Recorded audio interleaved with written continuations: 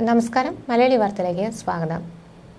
Covid vaccine ഗുരുതര പാർശ്വഫലങ്ങൾക്ക് കാരണമാകുമെന്ന് തുറന്നു സമ്മതിച്ചിരിക്കുകയാണ് പ്രമുഖ മരുന്ന് നിർമ്മാതാക്കളായ ആസ്ട്രാസെനെക.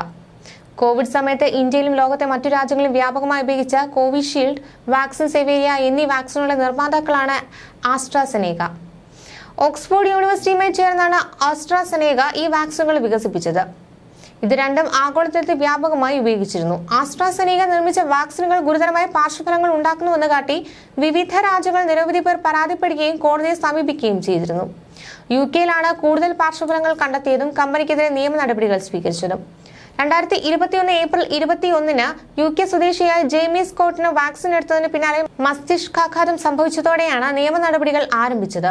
വാക്സിൻ എടുത്ത ശേഷം തന്റെ രക്തം കട്ടപിടിക്കുന്നതായും രക്തത്തിലെ പ്ലേറ്റ്ലെറ്റുകളുടെ എണ്ണം ഗണ്യമായി കുറയുന്നതായും മെഡിക്കൽ റിപ്പോർട്ടുകൾ സഹിതമാണ് ജെയ്മി സ്കോട്ട് നിയമ നടപടി ആരംഭിച്ചത്.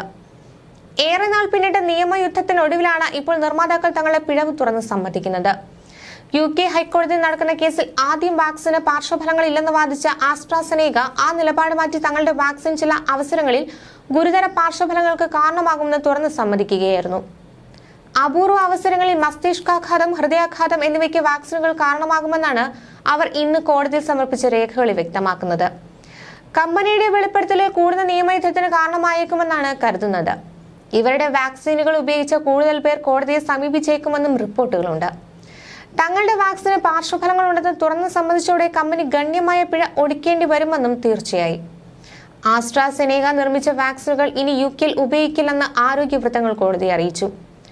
വാക്സിൻ സ്വീകരിച്ചവരിൽ ഗുരുതരമായ പാർശ്വഫലങ്ങളും മരണവും വരെ ഉണ്ടായതായി പരാതി ഉയരുകയായിരുന്നു. ഒട്ടേറെ കുടുംബങ്ങൾ ആസ്ട്രാസെനെകയ്ക്കെതിരെ കോടതിയിലും പോയി. വാക്സിൻ സ്വീകരിച്ച ശേഷം മസ്തിഷ്കത്തിന് സ്ഥിരമായ തകരാറുണ്ടായി എന്ന് പറഞ്ഞ് 2021 ഏപ്രിലാണ് ജെയ്മി സ്കോട്ട് കേസിന് തുടക്കമിട്ടത്.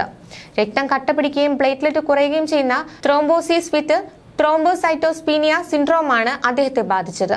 അപൂർവ സന്ദർഭങ്ങളിൽ കോവിഷീൽഡ് TTSനും ഇടയാക്കുമെന്ന് ബ്രിട്ടനിലെ ഹൈക്കോടതിയിൽ നൽകിയ രേഖകളിൽ ആസ്ട്രാസെനെക സമ്മതിക്കുകയായിരുന്നു. സുരക്ഷാ ആശങ്കയെ തുടർന്ന് ആസ്ട്രാസെനെക ഓക്സ്ഫോർഡ് വാക്സിന്റെ ഉപയോഗം ബ്രിട്ടൻ അവസാനിപ്പിച്ചു. കമ്പനിയുടെ വെളിപ്പെടുത്തൽ കൂടുതൽ നിയമയുദ്ധത്തിന് കാരണമായേക്കുമെന്നാണ് ഇപ്പോൾ കരുതുന്നത്. ഇവരുടെ വാക്സിനുകൾ ഉപയോഗിച്ച് കൂടുതൽ പേർ കോടതിയെ സമീപിച്ചേക്കുമെന്ന് റിപ്പോർട്ടുകൾ വരുന്നുണ്ട്. തങ്ങളുടെ വാക്സിന് പാർശ്വഫലങ്ങളുണ്ടെന്ന് തുറന്നു സമ്മതിച്ചതോടെ കമ്പനി ഗണ്യമായ പിഴ കൊടുക്കേണ്ടി വരുമെന്ന് തീർച്ചയാണ്.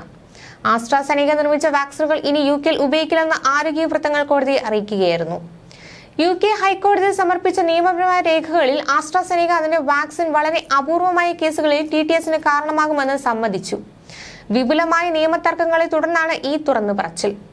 കൂടാതെ വാക്സിൻ പ്രേരിതമായ അസുഖമോ നിർദ്ദിഷ്ട കേസുകളിൽ മരണമോ കമ്പനി അംഗീകരിക്കുകയാണെങ്കിൽ ഗണ്യമായ പേ ഔട്ടുകൾ ഇടയാക്കും. വ്യാപകമായ വാക്സിൻ വൈകല്യങ്ങളുടെ അല്ലെങ്കിൽ കാര്യക്ഷമതയുടെ അമിതമായ അവകാശവാദങ്ങളെ കമ്പനി എതിർക്കുകയായിരുന്നു. സുരക്ഷാ കാരണങ്ങളാൽ ആസ്ട്രാസെനെക ഓക്സ്ഫോർഡ് വാക്സിൻ ഇനി UK-യിൽ നൽകില്ല. പാൻഡമിക്കിനെ ചെറുത്തു നിൽക്കുന്നതിൽ സ്വതന്ത്ര പഠനങ്ങൾ അതിന്റെ ഫലപ്രാപ്തി കാണിക്കുന്നുണ്ടെങ്കിലും അപൂർവമായ പാർശ്വഫലങ്ങളുടെ ആവിർഭാവം നിയന്ത്രണ പരിശോധനയ്ക്ക് നിയമ നടപടിക്കും പ്രേരിപ്പിച്ചു. നിയമ നടപടികൾ പുരോഗമിക്കുമ്പോൾ ബാധിതരായ വ്യക്തികളെ, അവരുടെ കുടുംബങ്ങളെ ന്യായമായ നഷ്ടപരിഹാരവും വാക്സിൻ മൂലമുണ്ടാകുന്ന ഫലങ്ങളും അംഗീകാരവും തേടുന്നുണ്ട്.